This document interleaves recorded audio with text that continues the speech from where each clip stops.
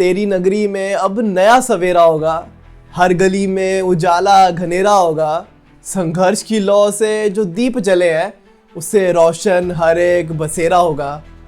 27 साल का वनवास खत्म हुआ, दिल्ली में भी मोदी लहर, लोगों को बदलाव चाहिए था। केजरीवाल को लिकर स्कैम का नुकसान हुआ, अब फ्रीबीज की राजनीति खत्म।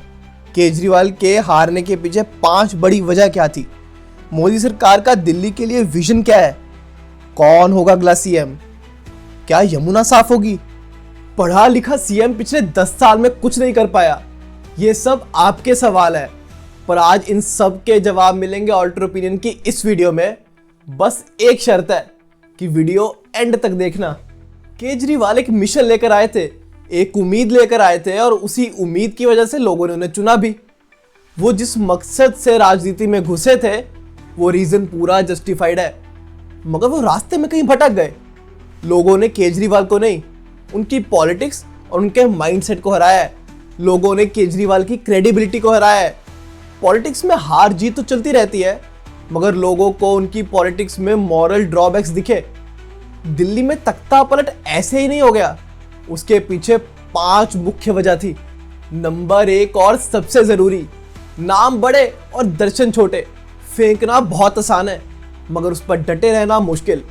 यमुना साफ करवाएंगे, यमुना साफ करवाएंगे, पिछले 10 साल से यही सुन रहे हैं, मगर अभी तक तो साफ नहीं हुई।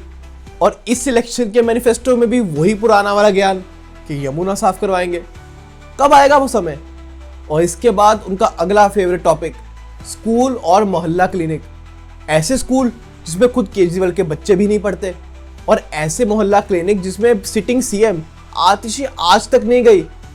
जितना ज़्यादा शोर करोगे उतनी लोगों की एक्सपेक्टेशन बढ़ेगी, और जब रियलिटी और एक्सपेक्टेशन मैच नहीं होगी तो लोगों को तो गुस्सा आना ही था, और आज नहीं तो कल ऐसा होना ही था। नंबर 2, पलटू लोग। ना ही पार्टी के कार्यकर्ताओं का अपना कोई स्टैंड है। लोकसभा इलेक्शन में दोनों साथ मिलकर लड़ रहे थे, अब पंजाब और दिल्ली इलेक्शन में दोनों एक दूसरे के खिलाफ ही बोल रहे हैं। कहीं ना कहीं इन दोनों पार्टीज की अपनी कोई आइडियोलॉजी नहीं है। दोनों पार्टीज मौका प्रस्त है, और ये जनता को दिख जाता है। कहते हैं अब मैं नई राजनीति लाऊंगा, मैं नई राजनीति लाऊंगा, भ्रष्टाचार मिटाऊंगा, भाईचारा लाऊंगा, यमुना का और दिल्ली का पानी साफ करूंगा। ये देखिए, ये आपका पीने का पानी है। ऐसी हरकतों से सरकार की क्रेडिबिलिटी कम होती है, लोगों के मन में सरकार के प्रति विश्वास कम होता है। और इससे भी ऊपर अवध ओझा जैसे महापुरुष, जिन्होंने पहले हर जगह मुंह मारा सिर्फ टिकट लेने के लिए। कभी वो नरेंद्र मोदी की गुणगान करते थे, कभी वो राहुल गांधी को पीएम देख रहे थे, और जब दोनों पार्टी से टिकट नहीं मिले तो वो आम आदमी पार्टी के हो गए। अब जब अध्यापक ही ऐसे हैं तो बच्चों का क्या हाल होगा? ये महापुरुष फेंकने में सबसे आगे है और करने में जीरो है। अरविंद केजरीवाल जी निश्चित तौर पर भगवान है। मैं तो उनको कह ही चुका हूं, कृष्ण के अवतार हैं वो। जब भी कोई व्यक्ति समाज बदलने की कोशिश करता है, और जब भी कोई व्यक्ति गरीबों का मसीहा बनने की कोशिश करता है, तो उसके पीछे समाज के जो कंस हैं वो पड़ जाते हैं। नहीं तो भगवान कृष्ण जेल में कैसे पैदा होते? क्या बिगाड़ा था भाई देवकी और वासुदेव ने? लेकिन कंस, चूंकि कंस जो समाज के कंस है ना, ये नहीं चाहते कि कोई गरीबों के लिए काम करे, मजलूमों के लिए काम करे, सताए हुए लोगों के लिए काम। दिल्ली की आज जो स्थिति है वो पूरा उदाहरण बनती जा रही। Number 3, blame game. पहले इलेक्शन हार गए तो इलेक्शन कमीशन ने घोटाला किया है, खुद पर घोटाले का इल्जाम लगा तो सरकार ने फेक केस डाल दिए। यमुना साफ नहीं हुई क्योंकि सेंट्रल गवर्नमेंट ने साथ नहीं दिया। जब हालात बुरे हो तो फोकस खुद की पॉलिसी को सुधारने के बजाय दूसरों पर ब्लेम करना और जनता का विजन ब्लर करना। पहले दिल्ली में पोल्यूशन इसलिए था क्योंकि पंजाब सरकार की गलती थी, अब पंजाब में इनकी खुद की सरकार है, तो अब क्या बहाना है? इनके स्कूल से ज्यादा बेहतर इंफ्रास्ट्रक्चर तो इन्होंने जो ठेके खोले हैं उसका है, और एक कोशिश करते हैं विजन ब्लर करने की, मगर लोगों को दिख जाता है। नंबर 4, भ्रष्टाचार। केजरीवाल एक उम्मीद लेकर आए थे, केजरीवाल एक मिशन लेकर आए थे, इसीलिए वो उस समय के पॉलिटिशियन से बिल्कुल अलग थे। अन्ना हजारे वाली माइंडसेट लेकर आने वाले इंसान एकदम कैसे बदल गए? वो इंसान जो हमेशा करप्शन के खिलाफ लड़ता आया था, जो उस समय के लिए एक आइडियल पॉलिटिशियन था और सभी चेक बॉक्सेस को टिक कर रहा था। वो एजुकेटेड थे, वो एक्सपीरियंस थे और वो मिशन ड्रिवन थे। पूरी उम्र करप्शन के खिलाफ लड़ाई करी और कहा मैं कभी इलेक्शन नहीं लड़ूंगा, मगर फिर एक मकसद लेकर आए सोसाइटी को सुधारने का और इलेक्शन भी लड़े और करप्शन के खिलाफ लड़ते लड़ते खुद करप्शन के जंजीले में फंस गए। दिल्ली लिकर स्कैम चाहे अभी तक प्रूव नहीं हुआ है, मगर लोगों को तो शक होता है ना, और इसी शक की वजह से शायद वो इलेक्शन भी हार गए। Number 5, no backups. एक पार्टी बड़ी सिर्फ एक लीडर से नहीं बल्कि ग्रुप ऑफ लीडर से बनती है, जो कि आम आदमी पार्टी में मिसिंग है। आम आदमी पार्टी में पूरी की पूरी पावर सेंट्रलाइज्ड है केजरीवाल के हाथों में, और उनकी जो बैकअप्स हैं वो बहुत ज़्यादा वीक है। केजरीवाल को जब जेल हुई तो उनको आतिशी ने रिप्लेस किया, जो कि एक बहुत वीक और काइंड ऑफ पपेट सीएम थी, यानी कि वो खुद के डिसीजन खुद ले ही नहीं पा रही थी।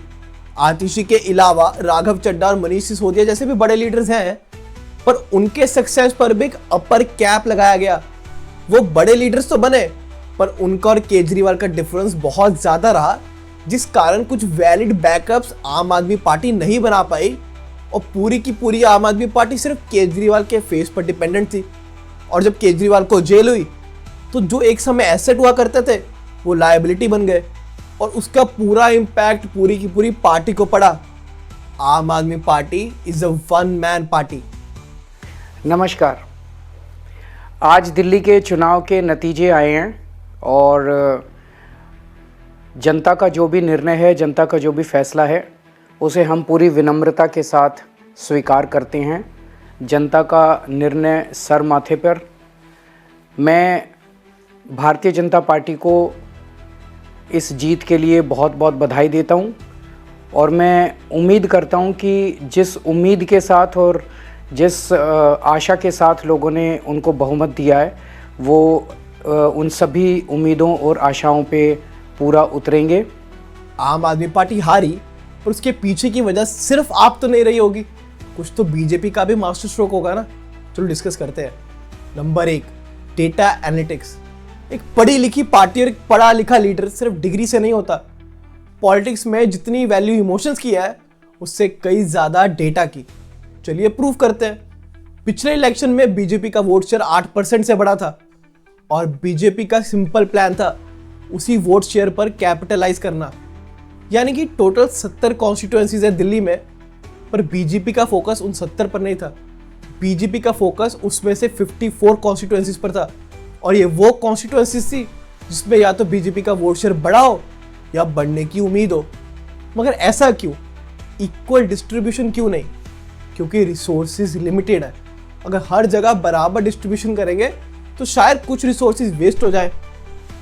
इस सब से हमें एक इंपॉर्टेंट सीख मिलती है कि इक्विटी इंपॉर्टेंट है, इक्वालिटी नहीं।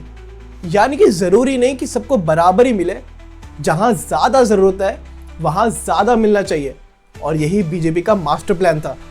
Number 2, feedback politics. 2015 से 2019 तक लगभग 4 सालों में 3.5 लाख वोट बढ़ते हैं। ठीक है, नॉर्मल प्रोसेस है, लोग आएंगे बनाएंगे भी अपना। फिर 2019 का लोकसभा चुनाव हम जीतते हैं, फिर 2020 का चुनाव आता है, फिर वो 8 महीने बाद आता है, फिर 9 लाख वोट बढ़ जाते हैं। तो ये ऐसी चीज़ें थी जिनको हमने पकड़ा, सीखा। ये आर्ग्यूमेंट कितना वैलिड है ये नहीं पता, मगर एक चीज़ क्लियर है, बीजेपी ने अपना होमवर्क पूरी अच्छी तरह से किया है। क्योंकि अगर ये सच है और ऐसा हो रहा था कि इलेक्शन के पहले कुछ नए नाम ऐड हो रहे थे, तो बीजेपी ने इस पर पूरा ध्यान दिया। बीजेपी की एक बहुत अच्छी क्वालिटी है, वो फीडबैक लेते हैं।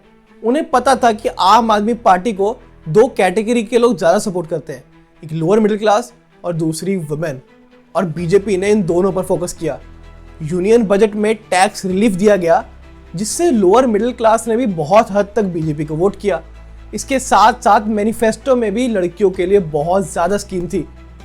दिल्ली पॉलिटिक्स 3 चीज़ों के इर्द गिर्द चलती है, पॉल्यूशन, यमुना और लड़कियां। बीजेपी ने इन तीनों मुद्दों पर फोकस किया और इन तीनों मुद्दों को अपने मैनिफेस्टो में ऐड किया। यमुना साफ होगी, पॉल्यूशन कम होगा और औरतों को कुछ पैसे भी मिलेंगे, महिला समृद्धि योजना के अंडर 2500 रुपया मिलेगा हर औरत को जो फाइनेंशियली अनस्टेबल है।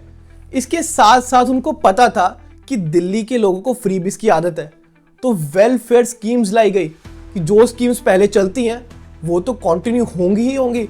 इसके साथ साथ 10 लाख तक के हेल्थ बेनिफिट्स मिलेंगे, सब्सिडी मिलेगी गैस सिलेंडर्स में और ऐसी कई सारी छोटी मोटी स्कीम्स। यानी कि आइडिया क्लियर था इस कैटेगरी के वोट बैंक पर भी फोकस करना। इसके साथ साथ कुछ और वजह भी थी, जैसे कि YouTube पॉलिटिक्स।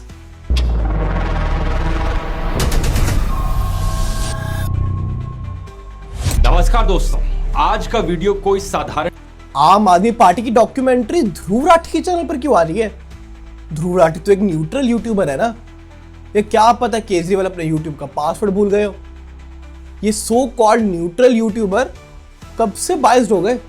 या तो आप एक्सेप्ट कीजिए कि आप एक बायस्ड यूट्यूबर है, या आप न्यूट्रल होने का दिखावा मत कीजिए। लोगों को सब समझ आता है। और आपको पता है ये आम आदमी अब आम नहीं रहा। आम आदमी महंगी जैकेटें पहन रहा है। आम आदमी अब खास हो गया है। और सुना है 33 करोड़ की रेनोवेशन होकर एक नया शीश महल भी खड़ा किया गया है। ये आम आदमी खास कैसे हो गया? और दिक्कत ये घर बनाने में नहीं है। आप खुद को खास आदमी बोलिए ना।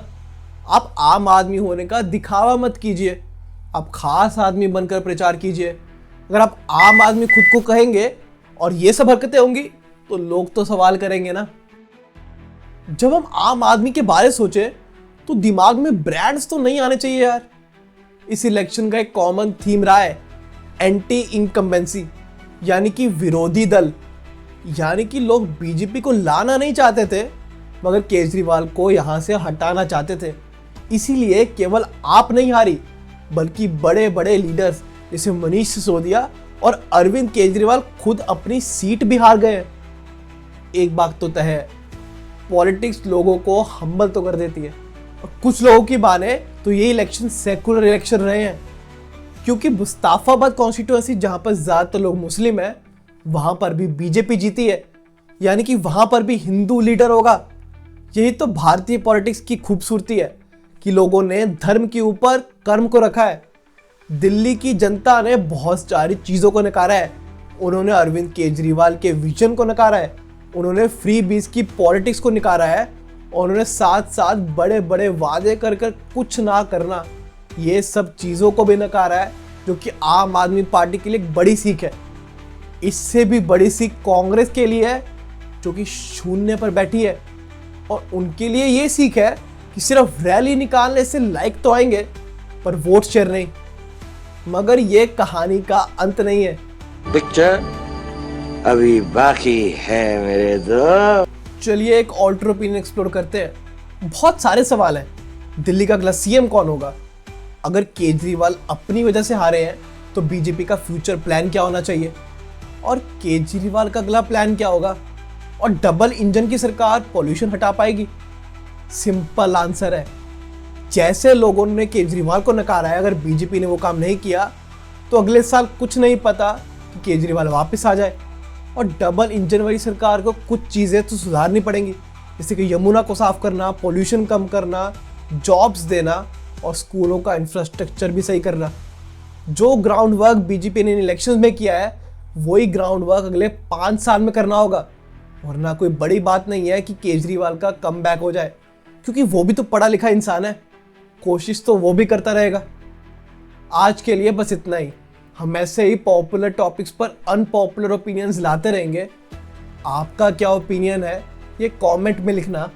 वीडियो अच्छी लगे तो लाइक, शेयर और सब्सक्राइब करना। शुक्रिया।